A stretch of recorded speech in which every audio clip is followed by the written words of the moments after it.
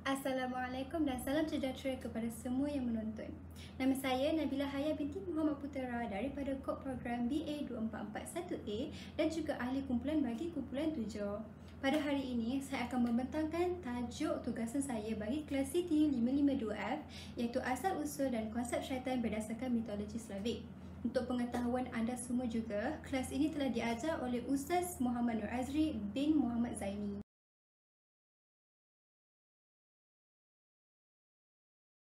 Baiklah, sebelum saya membentangkan tajuk saya dengan lebih lanjut pada hari ini, saya akan terangkan isi kandungan bagi pembentangan saya dahulu.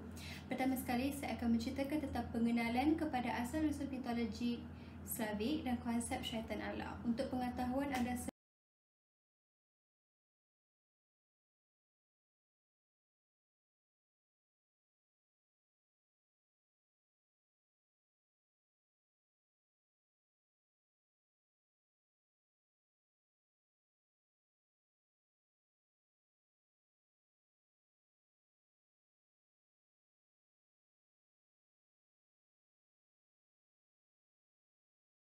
Baiklah, mari kita mula dengan pengenalan kepada asal-usul mitologi Slavik. Okey, mitologi Slavik menurut artikel daripada Milika Stojanovic yang bertajuk Slavic Mythology as a Part of Our Life telah mengatakan bahawa mitologi Slavik dan agamanya telah bermula sejak 3000 tahun yang lalu, malah mungkin juga menelusuri akarnya hingga ke zaman Proto-Indo-Eropah dan mungkin juga sejak zaman Neolitik.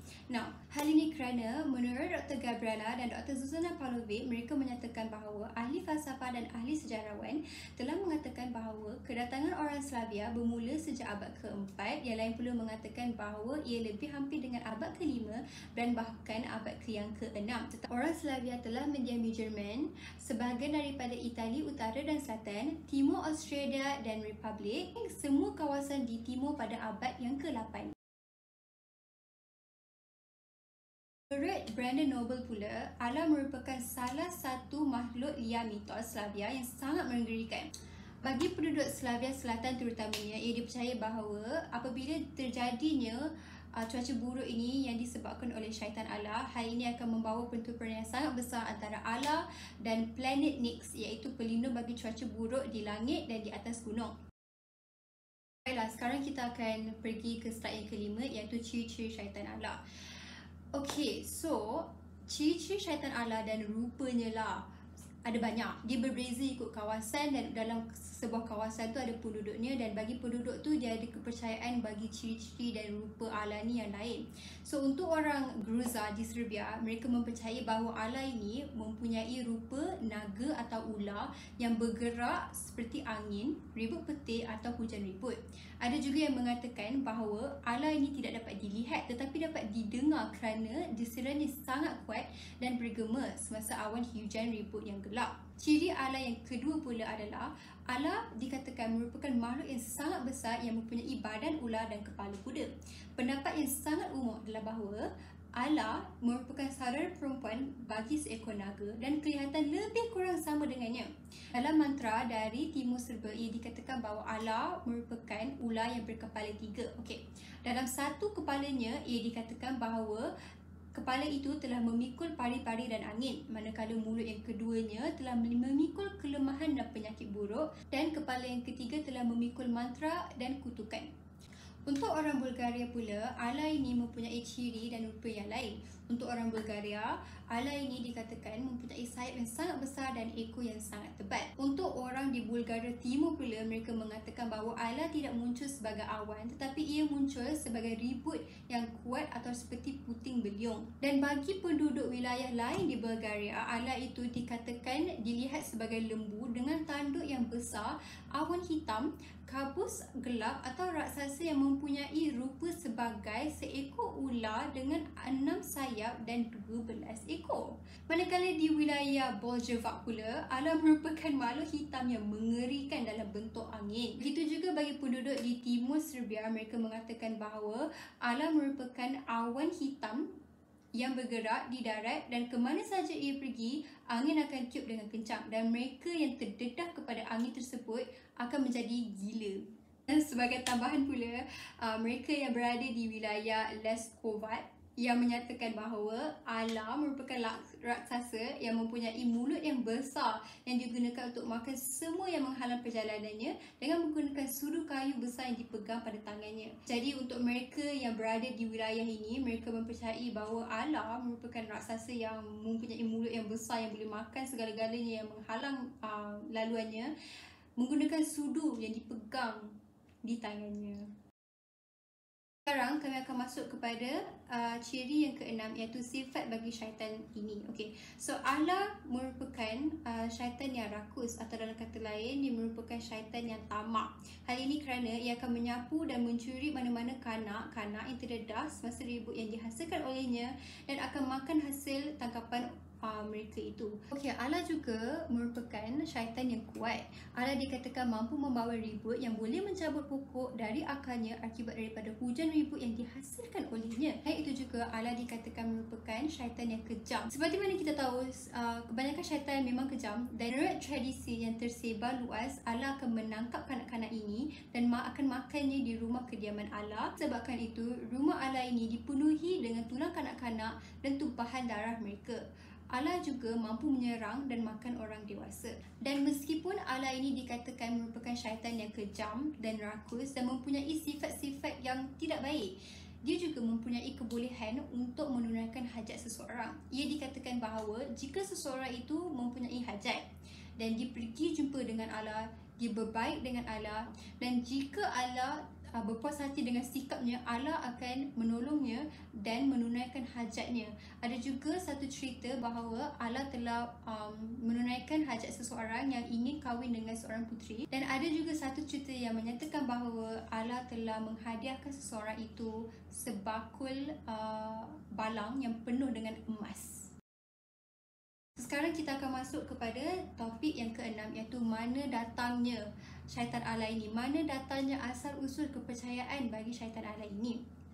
Okay. Walaupun kepercayaan bagi beberapa makhluk mitologi adalah biasa bagi semua etnik Slavia, syaitan Allah ini merupakan mitos eksklusif untuk rakyat Bulgaria, Makedonia dan Serb sahaja. Bagi penduduk Slavia Timur, mereka mempercayai syaitan yang bernama Baba Yaga, dan ia dibayangkan sebagai seorang wanita bertubuh raksasa yang mempunyai hidung besar, gigi besi dan dagu yang menonjol. Ia juga dipercayai bahawa ia akan makan kanak-kanak kecil dan kehadirannya yang akan membawa ribut petir dan cuaca yang sangat sejuk. Syaitan Baba Yaga yang dipercayai oleh Slavia Timur ada kena-mengena dengan asal-usul kepada kepercayaan Allah ini disebabkan Baba Yaga ini mempunyai kepribadian yang berkait dengan angin, kegelapan dan hujan, iaitu sama seperti Allah. Dan disebab kepercayaan ini daripada mereka di Slavia Timur, kepercayaan ini telah membawa kepada syaitan yang mempunyai kepribadian yang sama, iaitu Allah. Dan inilah yang menyebabkan beberapa para sarjana percaya bahawa ada ketuhanan atau iblis proto-Slavia yang disebut sebagai Baba yang berkait dengan cuaca buruk seperti Allah. Kumpulan Slavia Selatan pula mengaitkan Allah ini dengan cuaca buruk yang biasa terjadi pada awal musim bunga, iaitu pada hari Baba Marta yang disambut oleh orang Bulgaria pada 1 Mac. Kumpulan Slavia Selatan telah mengaitkan Allah ini dengan cuaca buruk yang biasa terjadi pada awal musim bunga, iaitu pada hari Baba Marta yang disambut oleh penduduk Bulgaria pada 1 Mac. Orang Bulgaria percaya bahawa ritual kepada sambutan Baba Marta ini akan memberi mereka tahun yang penuh dengan kebahagiaan dan tuah dan jauh daripada cuaca buruk yang terjadi disebabkan Allah. Akhir sekali, kepercayaan terhadap Allah juga dibawa ke Balkan dari tanah air kuno. Kepercayaan ini digabungkan dengan kepercayaan penduduk asli Slavia Selatan dan akhirnya berkembang menjadi kepribadian Allah. Allah ini juga berkait dengan Valva yang membawa cuaca buruk terhadap orang Vlach di Serbia. Kami akan melompat kepada slide yang seterusnya, iaitu yang membincangkan tentang kesan syaitan Allah ini kepada penduduk Slavia. Orang-orang di Serbia Timur dan Selatan percaya bahawa Allah dengan kejamnya akan menyerang matahari dan bulan. Allah akan makan matahari dan bulan secara ansuran sehingga menyebabkan gerhana matahari dan gerhana bulan. Apabila Allah sedang makan matahari dan bulan, ramai orang tua akan berada dalam keadaan tertekan dan juga ramai penduduk yang menangis kerana mereka berada dalam keadaan yang sangat takut. Kerana mereka percaya bahawa jika Allah berjaya makan matahari dan bulan, ini telah bermaksud bahawa dunia akan berakhir, atau dalam kata lain, terjadilah kiamat. Selainnya, Allah dipercayai dapat membuat lelaki tidak siuman. Bagi lelaki yang telah dirasuk, mereka dipanggil sebagai alusan. Apabila seseorang itu terserempak dengan Allah semasa sedang berjalan di padang atau di tepi jalan, mereka boleh dijangkiti sesuatu penyakit yang berbahaya yang berpunca daripada Allah. Dikatakan bertanggungjawab ke atas penyakit rabies anjing. Ia dipercayai bahawa jika seekor burung yang bernama burung skylark bertemu dengan Allah semasa sedang berterbangan di langit, burung itu akan menjadi gila sama seperti lelaki tidak siuman, iaitu lelaki alusan. Dan apabila burung itu menjadi gila, ia akan jatuh ke tanah dan membunuh dirinya sendiri, dan mana-mana anjing yang menjumpa burung itu dan memakannya akan juga menjadi gila. Itulah mula datangnya kepercayaan kepada penyakit rabies anjing bagi orang Serbia. Tambahan juga, Allah dipercayai mampu merasuki manusia dan memperoleh bentuk manusia tersebut sambil mengekalkan sifat mereka sendiri di dalam badan yang dirasuki itu. Dalam kisah yang dicatatkan di timur Serbia dan Bulgaria, seorang petani telah membunuh seorang lelaki kurus yang dirasuki Allah kerana dia menghancurkan kebun anggur petani tersebut. Kisah lain pula, Allah telah merasuki seorang puteri yang telah meninggal dunia dan makan askar-askar yang telah menjaga mayat tersebut. Baiklah, sekarang saya akan menerangkan tentang maklumat dan tugas syaitan Allah ini yang berada di atas dunia sekarang. Okey, sama seperti syaitan Allah, ia akan membawa kesusahan kepada penduduk dengan memusnahkan tanaman di ladang, kebun anggur dan kebun mereka dengan hujan ribut atau dengan cuaca buruk. Ada juga yang menceritakan bahawa Allah mempunyai kuasa untuk menghasilkan puting beliung yang datang dan merosakkan tanaman-tanaman penduduk. Atau Allah akan makan haiwan ternakan penduduk seperti kambing mereka. Ini menyebabkan penduduk tidak mempunyai makanan atau berada dalam keadaan yang susah. Itu Allah juga mempunyai kuasa untuk merasuki manusia seperti mana yang saya telah terangkan pada slide yang sebelum ini. Disebabkan kuasa ini, ramai penduduk berasa takut dengan syaitan tersebut dan juga mengelakkan diri daripada bertemu dengannya agar tidak dirasuki. Allah juga seperti mana yang saya telah terangkan akan membawa kemusnahan dan kesusahan kepada penduduk di atas dunia ini. Allah bukan sahaja akan makan ternakan dan merampas hasil tanaman daripada penduduk, ia juga akan meminum hasil tanaman atau merampas tanaman desa dan mengangkutnya ke tempat lain sehingga menjadikan beberapa kampung miskin dan yang lain kaya.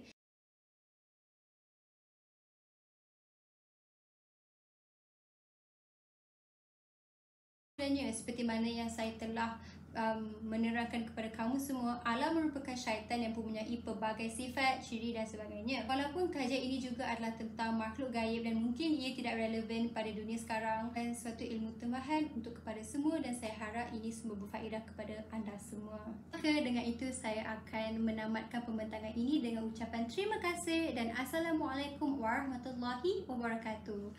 Bye!